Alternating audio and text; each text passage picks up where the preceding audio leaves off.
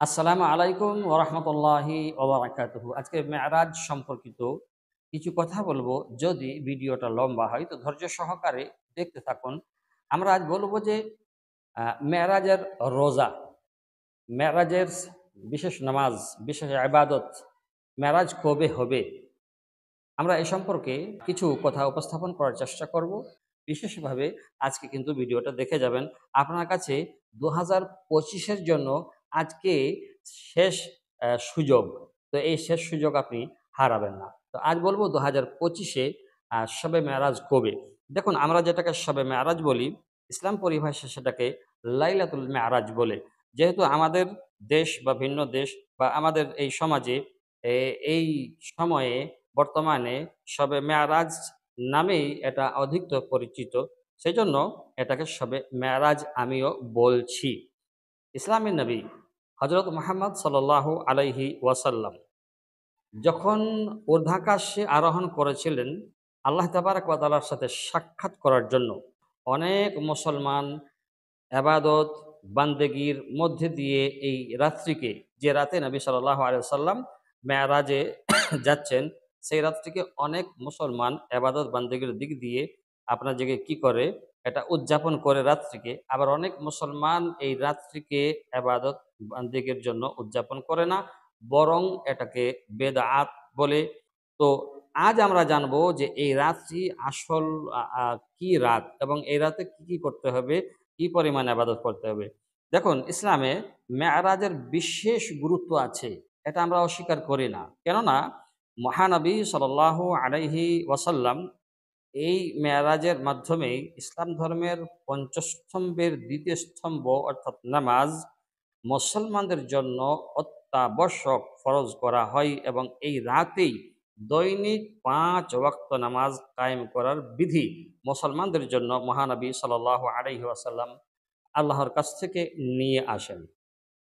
ইসলামের ইতিহাসে তার অনুযায়ী মুহাম্মদুর রাসূলুল্লাহ সাল্লাল্লাহু আলাইহি ওয়াসাল্লামের নবুয়তের ১০ম বৎসরের ৬২১ খ্রিস্টাব্দে এক রাতে, অর্থাৎ এ রাতে মুহাম্মদ সাল্লাল্লাহু আলাইহি ওয়াসাল্লাম প্রথমে কাবাঘর শরীফ, তারপরে জেরুজালিমে অবস্থিত বাইতুল মুকাদ্দাস বা মসজিদুল আকসায় গমন করেন।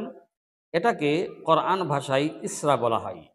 সুবহানাল্লাযী আসরা বিআবদিহি লাইলাম মিনাল মাসজিদিল হারাম ইলাল মাসজিদিল আকসাল্লাযী বারাকনা হাওলাহু লিনুরিয়াহু মিন আয়াতিনা। এই আয়াতে আল্লাহ তাবারক ওয়া তাআলা ১৫ পারার মধ্যে শুরুতেই একথা বলেছেন, মেরাজের কথা বলেছেন। তো কোরআনের ভাষায় যেহেতু এটাকে ইসরা বলা হয়, সেখানে তিনি নবীদের জামাতের ইমামতি করলেন জেরুজালেম, হ্যাঁ না? তারপর তিনি বরাক নামক বিশেষ বাহনে অসীন হয়ে ঊর্ধ্ব লোকে গমন করলেন, অর্থাৎ আল্লাহর কাছে গেলেন। এটাকে মেরাজ বলা হয়। তো উদাকাশে সিদরাতুল মুনতাহায় তিনি আল্লাহর সাথে সাক্ষাৎ লাভ করেন। তার আগে তার আগে পর্যন্ত এই সফরে ফেরেশতা জিবরাইল আলাইহিস সালাতু ওয়াস সালামের সফর সঙ্গী ছিলেন মুহাম্মদুর রাসূলুল্লাহ সাল্লাল্লাহু আলাইহি ওয়াসাল্লাম। কোরআনে শরীফের, কোরআনে কারীমের সূরা বনী ইসরাইল এর প্রথম আয়াতে এ প্রসঙ্গে বলা হয়, যে আমি যেটা বললাম। তো এখন প্রশ্ন হচ্ছে যে এই মেরাজের রাতে বিশেষ কোনো আমল বা বিশেষ কোনো রোজা আছে কি না, শরীয়ত দৃষ্টিকোণে জানালে ভালো হতো। এক ভাই প্রশ্ন করেছে। এর উত্তরে বলব যে শবে মেরাজের বিশেষ কোনো আমল নেই। অনেকই মানুষ ধারণা করে থাকে যে এ রাতে অনেক আমল আছে, রাতে ইবাদত করা এবং রোজা রাখা। তো দেখুন, রোজা আপনি যেকোনো সময়ে যেকোনো দিনে আপনি রাখতে পারেন, অসুবিধার কোনো নেই। আপনি রোজা যেকোনো টাইম রাখতে পারেন, কিন্তু বিশেষ করে শবে মেরাজের রোজা বলে কোনো রোজা এরকম কোনো শরীয়তে বিধিবিধান আসে না। তো সেজন্য আমাদেরকে জানতে হবে, আমাদেরকে বুঝতে হবে যে এই রাত অবশ্যই, অবশ্যই ফজিলতপূর্ণ রাত। এইজন্য ফজিলতপূর্ণ রাত যে এই রাতে নবী আলাইহিস সালাতু ওয়াস সালাম ৫ ওয়াক্ত নামাজ আল্লাহর কাছ থেকে নিয়ে এসেছেন। এক্ষেত্রে এদিক দিয়ে অবশ্যই, অবশ্যই এ রাত কিন্তু ফজিলতপূর্ণ রাত। এতে কোনো দ্বিমত নেই। কিন্তু এই রাতে বিশেষ করে ইবাদত বন্দেগী করা বা এই মেরাজের সময়ে কোনো রোজা রাখা, বিশেষ দিন ধার্য তারিখ ধারণ করে, হ্যাঁ না, ধার্য করে এরকম কোনো কিন্তু এই মেরাজের কোনো আমল কিন্তু নেই।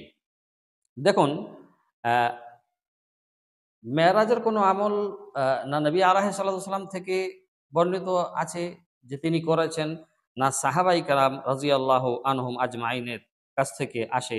হ্যাঁ, এই রকম কোনো কিন্তু নেই। এই সব যত সব আবিষ্কার হয়েছে, এগুলো আবিষ্কৃত রসুল এবং সাহাবাই কারাম রাদিয়াল্লাহু আনহুম আজমাইনদের দুনিয়া থেকে চলে যাওয়ার পরে এই এই জিনিসগুলো, এই বিদআতগুলো আমাদের সমাজে প্রচলিত হয়েছে, চলে গেছে, একটা সীমা ছাড়িয়ে গেছে।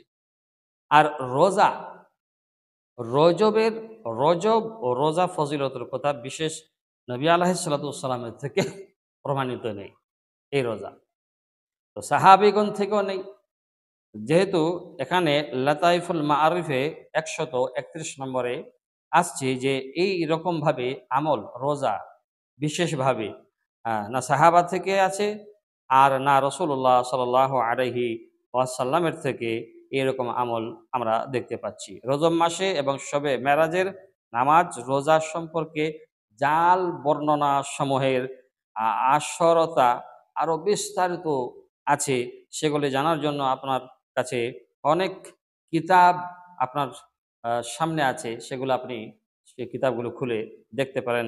এই দেখুন, কিতাবগুলোর নাম হলো তাবঈনুল আজব, ২ নম্বরে হলো মাসাবাতা বিসসুন্নাহ ফি আইয়ামিস সানাহ, ৩ নম্বরে হলো আল মওযুআত, আর ৪ নম্বর হলো আল মানারুল মুনিফ, ৫ নম্বর হলো তাখরিজে ইয়াহইয়া উদ্দিন, আর তারপরে হলো লাআলিস মাসনুয়া, তারপরে হলো তানজিহুশ শরিয়াহ, তারপরে হলো ইতহাফুস সাদাতিল মুত্তাকিন, তারপরে হলো আল ফাওয়াইদুল মাওজুআ, তারপরে হলো আল বিদুল মারফুআ। এইসব কিতাবের মধ্যে আপনি বিস্তারিত পাবেন। এবং আমরা জানতে পারলাম যে বিশেষভাবে শবে মেরাজের কোনো আমল নেই, কোনো রোজা নেই। আপনি প্রতি রাতে আমল করতে পারেন, প্রতি ৩ দিন মাসে, আরবির মাসে ৩ দিন মানে রবি সোম মঙ্গল রোজা রাখতে পারেন, এমন কোনো বাধা বিধি নেই। কিন্তু বিশেষ করে এই রাতেই যে রোজা রাখতে হবে, এই রাতেই যে এত রাকাত নামাজ পড়তে হবে, এমন কোনো নেই। আর সম্ভবত আমাদের এখানে ২৮শে জানুয়ারিতে আপনার জেগে রমজান শবে মেরাজের রোজা, অর্থাৎ আজকে রাতে কিংবা কালকে রাতে। ভালো থাকবেন। আসসালামু আলাইকুম ওয়া রাহমাতুল্লাহি ওয়া বারাকাতুহু।